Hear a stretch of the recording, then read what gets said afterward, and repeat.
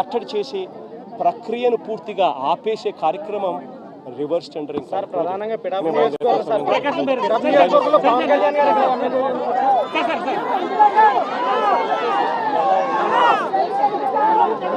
ఏ స్థాయిలో నీళ్ళ ఇన్ఫ్లో రాబోతా ఉంది, ఆ వచ్చేది ఏలేరు రిజర్వాయర్లో పడినప్పుడు ఆ ఏలేరు రిజర్వాయరు ఆ నీటిని రెగ్యులేట్ చేయగలుగుతుందా, బ్యాలెన్స్ చేయగలుగుతుందా అన్న ఫ్లడ్ కుషన్ను ఏలేరు రిజర్వాయర్లో మెయింటైన్ చేయాల్సిన బాధ్యత ఇరిగేషన్ సెక్రటరీది, కలెక్టర్లది.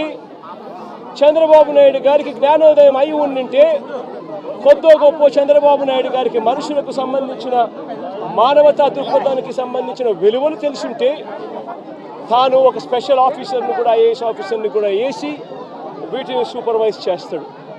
కానీ అన్ఫార్చునేట్గా ఏం జరిగింది? అన్ఫార్చునేట్గా ఇంత ఇన్ఫర్మేషన్ ఉన్నప్పటికీ కూడా ఏలేరు రిజర్వాయర్లో సైక్లోన్ వస్తూ ఉంది, ఆ ప్రాంతానికి అది డీప్ డిప్రెషన్గా మారుతుంది, భారీ వర్షాలు కురుస్తాయి అని చెప్పి తెలిసి ఉన్నా కూడా రిజర్వాయర్లకు సంబంధించిన ఫ్లడ్ కుషన్ మేనేజ్మెంటు పూర్తిగా గాలికి వదిలేశారు. నేను అడుగుతా ఉన్నాను ఇదే మంచి చంద్రబాబు నాయుడు గారిని,